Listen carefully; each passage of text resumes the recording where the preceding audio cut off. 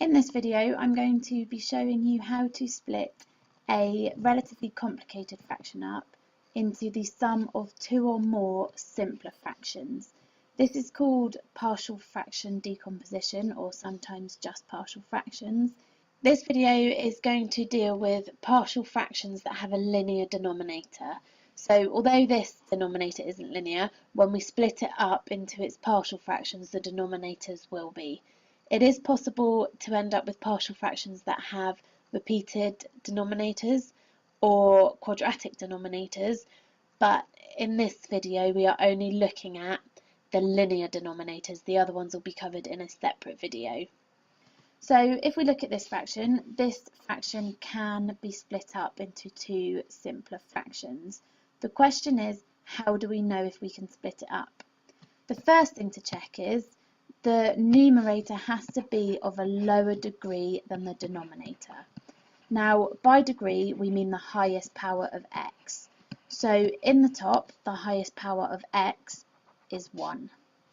X is just like x to the power 1. In the bottom, the highest power of x is 2. So this is okay.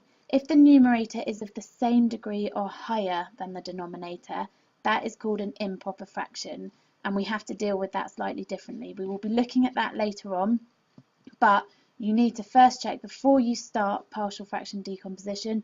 You need to check that it is a proper fraction, and by that we mean that the top is of a lower degree than the bottom. Although the fraction has to be proper in order to split it into its partial fractions, not all proper fractions can be split into partial fractions. To understand when it can, it helps if we look at it the other way round first. So this is an example of two simpler partial fractions, and we're actually going to add those together to make the more complicated compound fraction. So it's just like adding any fraction, we need to make the denominator the same. So to make the denominators the same, we cross multiply. So we multiply the first fraction by x plus 2 over x plus 2, and we multiply the second fraction by x plus 1 over x plus 1. So now we have a common denominator of x plus 1 times x plus 2. We can add the tops together. So on the top of the left hand fraction we've got 2x plus 4 if we expand out the brackets, and on the top of the right hand fraction we've got 3x plus 3. If you don't understand how to add fractions, you need to check out my video on that. But once we simplify this one down, we will actually get 2x add 3x is 5x plus 7 over x plus 1 x plus 2. We could expand out the denominator, but we're going to leave it as it is. The important thing to realise is how the denominator relates to the original partial fractions. As we can see, the two denominators of the partial fractions make up the factors in the denominator of the compound fraction. So if we go back to our original example, we know that if we can split the denominator into two factors, so factorise it, then we can make up this compound fraction by the sum of two partial fractions that have those factors in their denominator. Now, to understand this, let's have a think about it. So if you can't remember how to factorise quadratics, you need to check out the video on that. But for now, remember we need two brackets with an x times an x to get the x squared. The two numbers that you need to put in, add to give minus 3 and multiply to give plus 2. So in that case it's going to be minus 2 and minus 1. So we can rewrite out the original fraction as 9x minus 13 over x minus 2 times x minus 1. Now, because we could factorise the denominator, we know that we could write this compound fraction as the sum of two simpler fractions, one with a denominator of x minus 2, which we got from here, and the other with a denominator of x minus 1, which we got from here. Now the question is, what's going to be on the top? We don't yet know, but what we do know is it will just be a constant. Remember, our original fraction is proper, so our two partial fractions must also be proper. If we had an x on the top, then the numerator would be of the same degree as the denominator, and this would actually be an improper fraction, this one here. So we know that on the top is just a constant.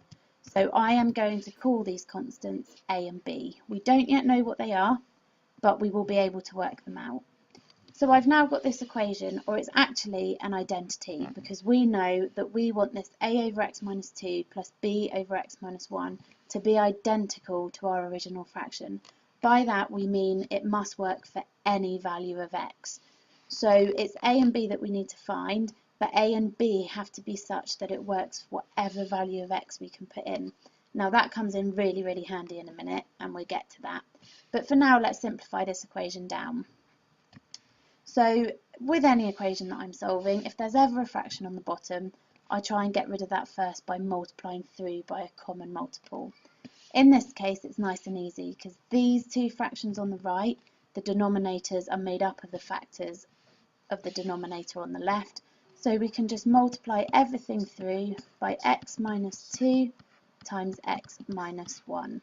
So if we multiply everything through by the denominator of the left-hand side, it leaves us with just 9x minus 13 on the left, and we have to multiply everything on the right by the x minus 2 times x minus 1, including the b, x minus 2, x minus 1, and the b is still over x minus 1. So now hopefully you can see that we could actually cancel out. On this term we can cancel out the x minus 2, and on this term we can cancel out the x minus 1. So this leaves us with a nice equation, 9x minus 13 equals a times x minus 1 plus b times x minus 2. Now we could, like we discussed earlier, choose any value of x that we like, because we know that this has to work for all values of x. So if we pick any two values, we'll end up with two equations, both with a and b in, that we can then solve simultaneously. However, there is an easier way, which is to pick some strategic values of x to make life easier. So if we have a look at our equation, if we were to choose a value of x, for example, of 2, then we could see that this bit here becomes 2 minus 2, which is 0, and b times 0 is obviously 0, so that actually eliminates b and allows us to find out what a is. Equally, if we were to pick x equals 1, then this bit would become 1 minus 1 equals 0, and that would eliminate a, allowing us to find b. So we can actually choose values of x that are strategic and allow us to find the values of a and b much more simply. So let's work through this and see exactly how it works.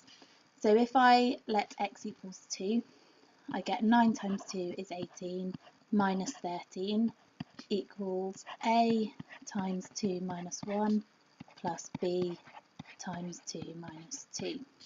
So 18 minus 13 is 5. 2 minus 1 is 1, so we've got one lot of a, which is just a.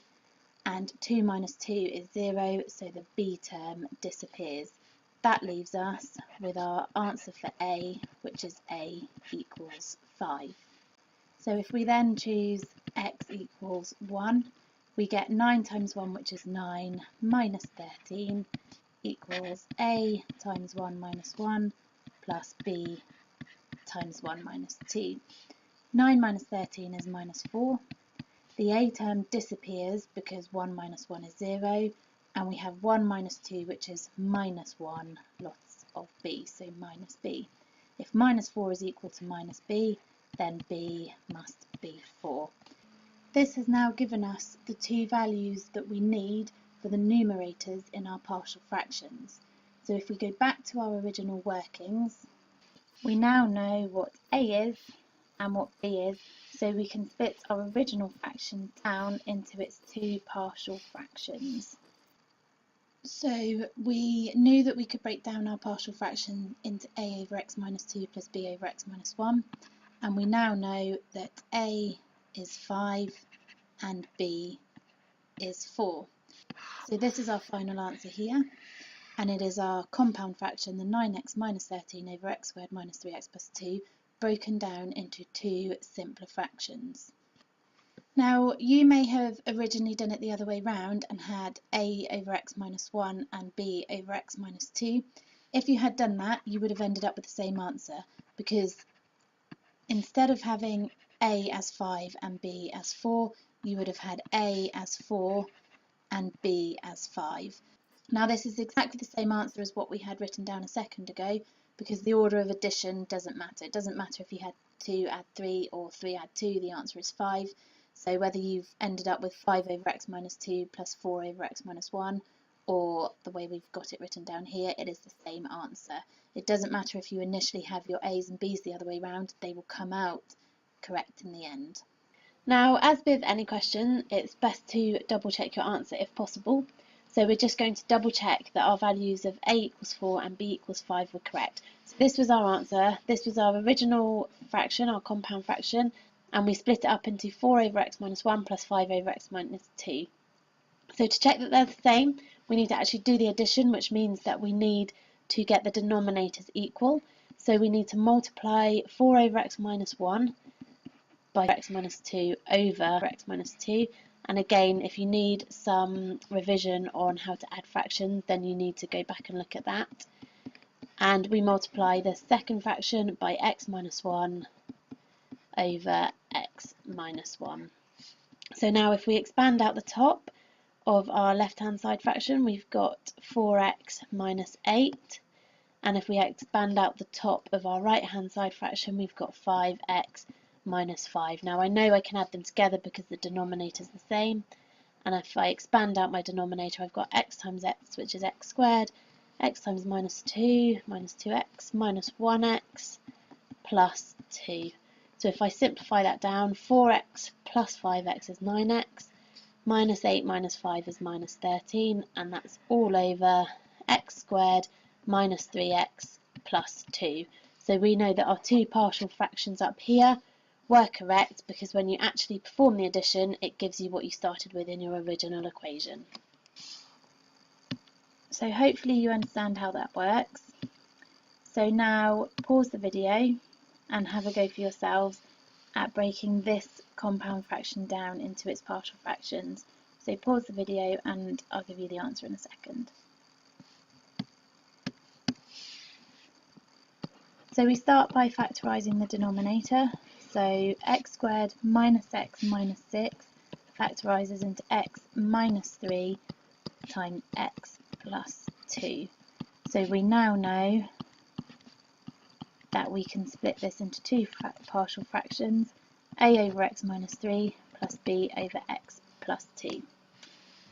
We then multiply through by our denominator, which will leave us with 6x plus 2 on the left hand side, and on the right hand side the x minus 3's will cancel out with the a, leaving us with a times x plus 2, and the x plus 2's will cancel out for the b, leaving us with b times x minus 3.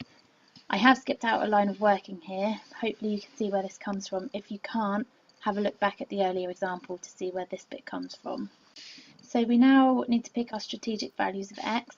So in order to eliminate a, we need to make x plus 2 0, which means that we need to make x equal to minus 2.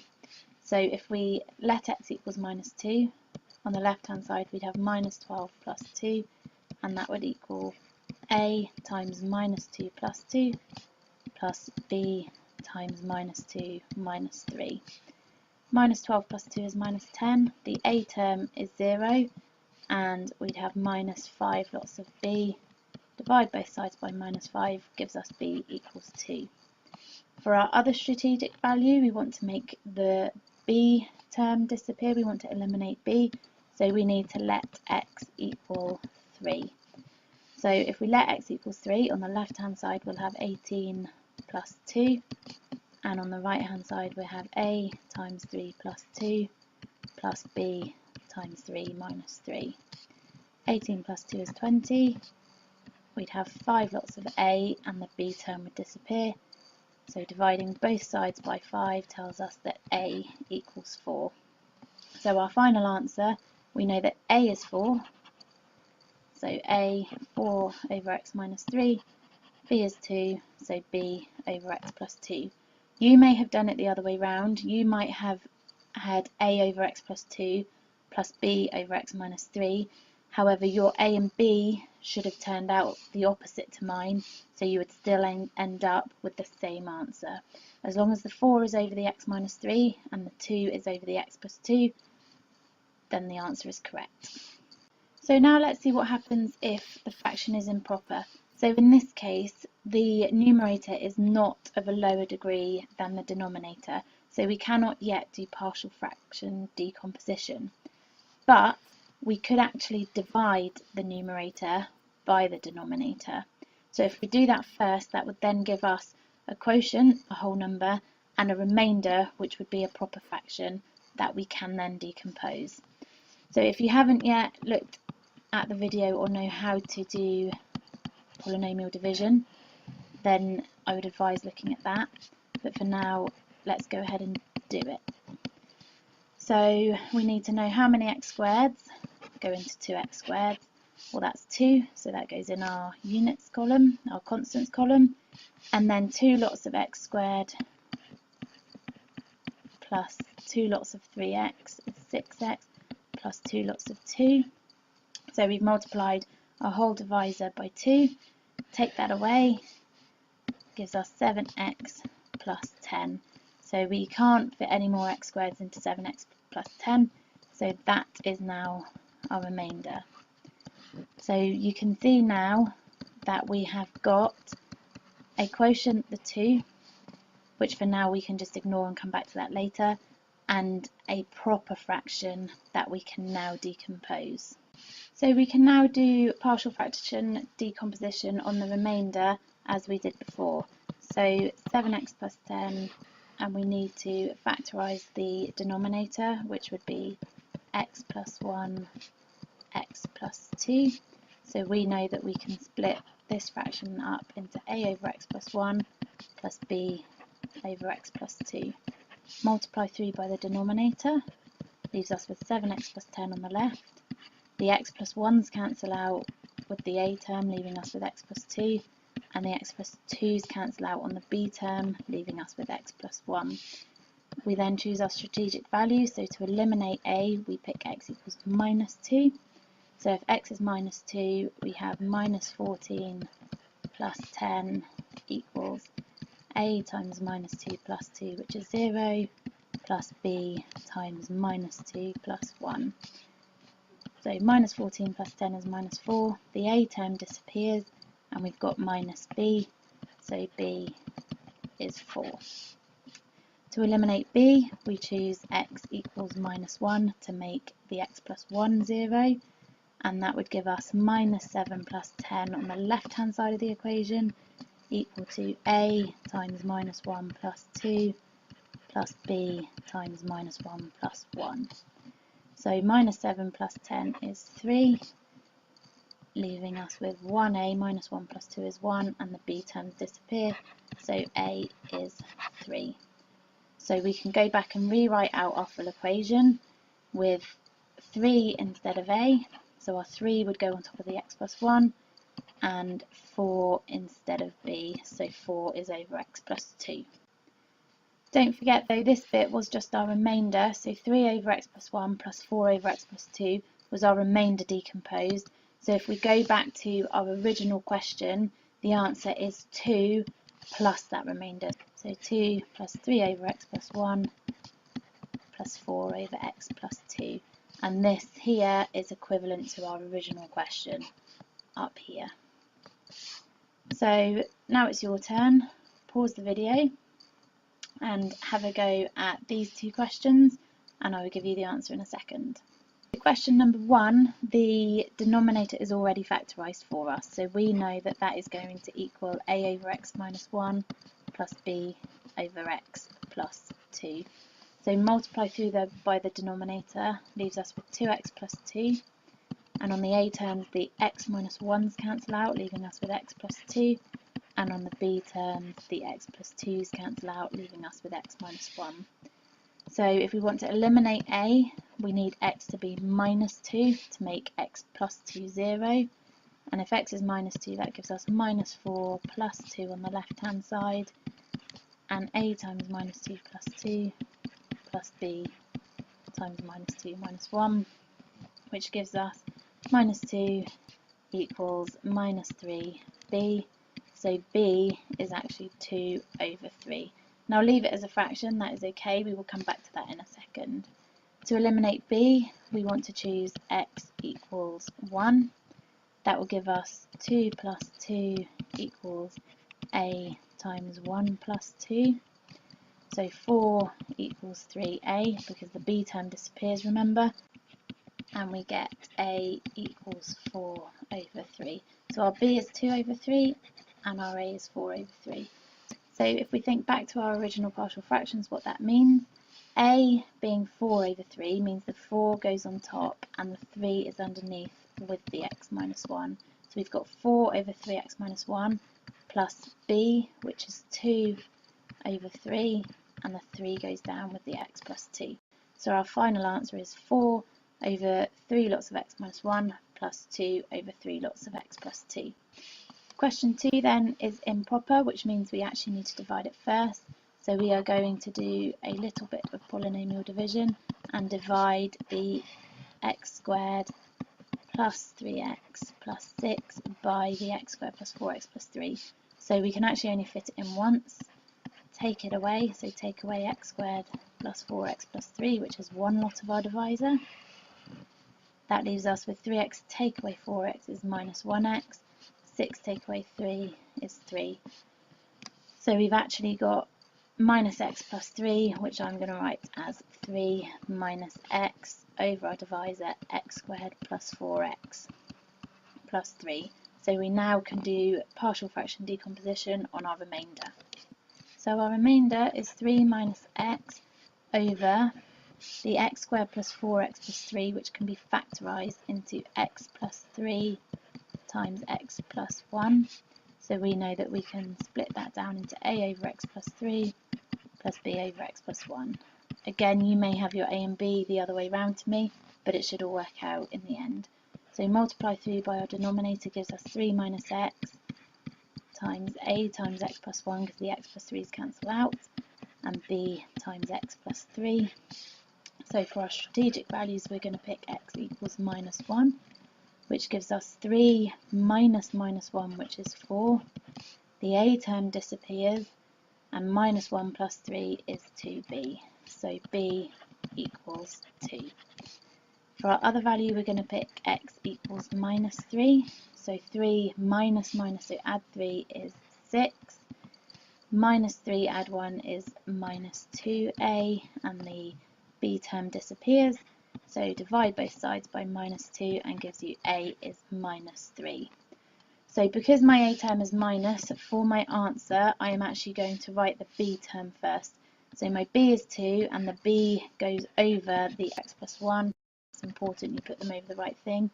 And then I've got minus the 3 from the minus 3 from my a term, and that goes over x plus 3. Remember, this bit here is just the partial fraction, the remainder bit. So we also had a 1 on the front of that. So my final answer is 1 plus 2 over x plus 1 minus 3 over x plus 3.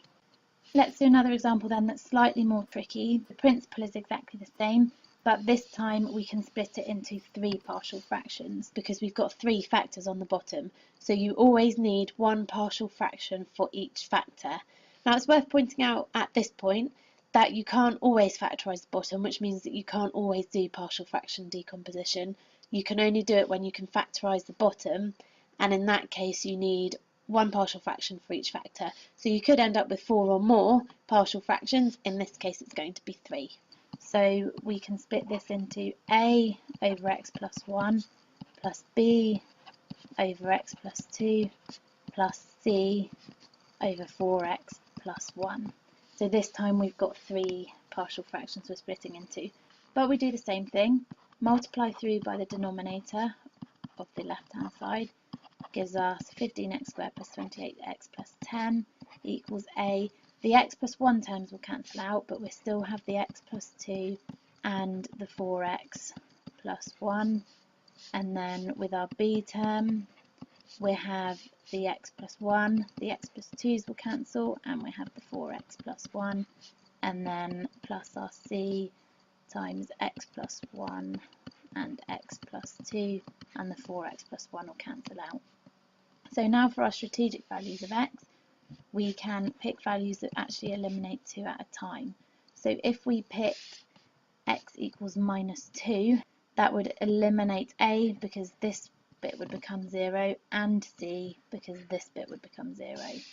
So if we let x equals minus 2, we get 15 times minus 2 squared plus 28 times minus 2 plus 10 equals, remember our a term disappears because of our 0 here, but we still have our b times minus 2 plus 1 times minus 8 plus 1, and then our c term disappears because it becomes 0 here.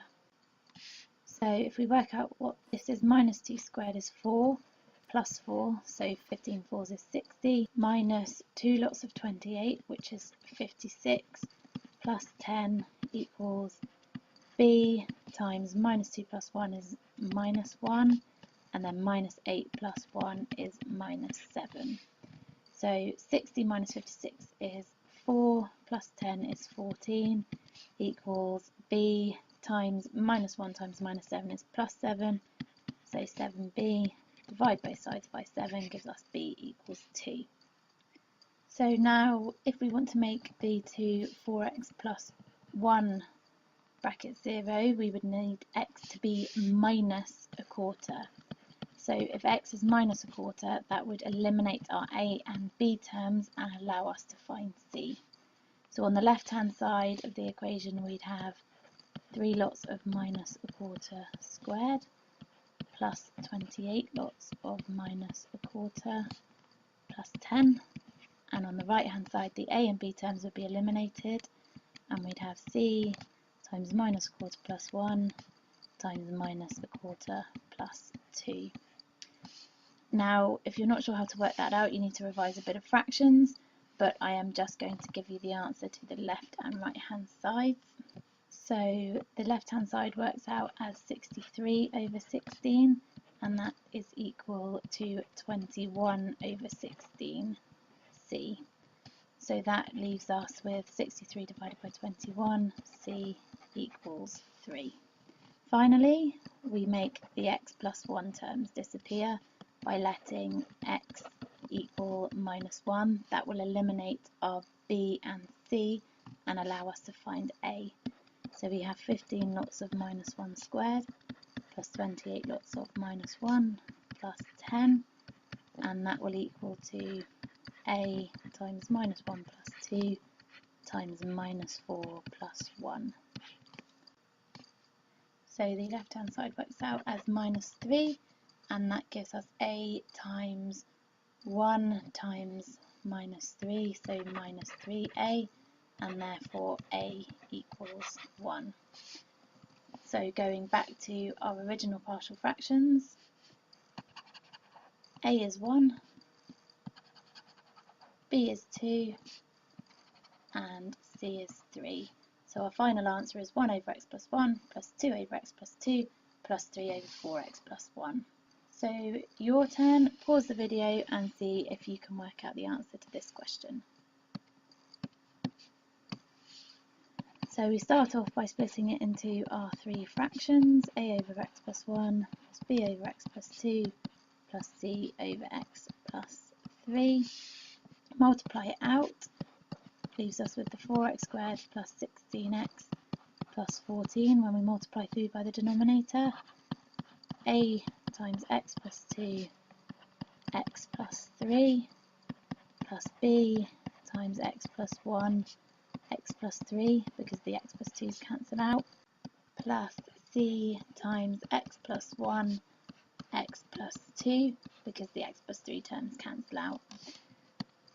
So then we think about what we're going to eliminate. So if we start by eliminating the terms with x plus 2 in, we can do that by letting x equal minus 2.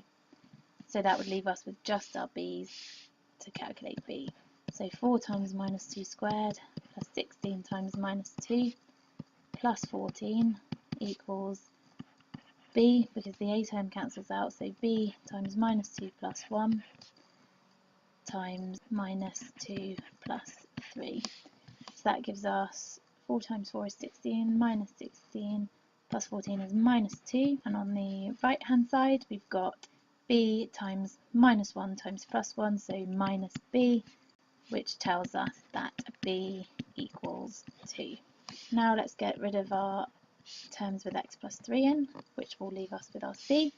So to do that we need x to equal minus 3. So 4 times minus 3 squared plus 16 times minus 3 plus 14 equals, the a term disappears, so does the b term, and we are left with c times minus 3 plus 1 times minus 3 plus 2. So 4 times 9 is 36, minus 48 is minus 12 plus 14 is 2. That leaves us with c times minus 2 times minus 1 is 2c, so therefore c equals 1. Finally, we want to eliminate the terms with x plus 1 in, leaving us to find a. So to do that we need x to equal minus 1. So we get 4 lots of minus 1 squared plus 16 lots of minus 1 plus 14, and that equals a times minus 1 plus 2 is 1 times minus 1 plus 3 is 2. So that gives us 4 minus 16 is minus 12 plus 14 is 2 equals 2a, so a equals 1. So going back to our original partial fractions, a is 1, so 1 over x plus 1, b is 2, so 2 over x plus 2, and c is 1, so 1 over x plus 3. So here is our final answer decomposed. Don't forget, what I've talked through in this video only works for when the denominator, the factors of the denominator are linear, so when they are of degree 1 or the highest power is 1. If you have repeated linear factors, so if 2 of the factors were the same, for example, if 2 of them had been x plus 1, you need to do something slightly different. Or if one of the factors had been a quadratic, if you had something like that you couldn't factorise down anymore, you would need to do something different. That is covered in another video, but for now you are able to do partial fraction decomposition when the factors of the denominator are linear.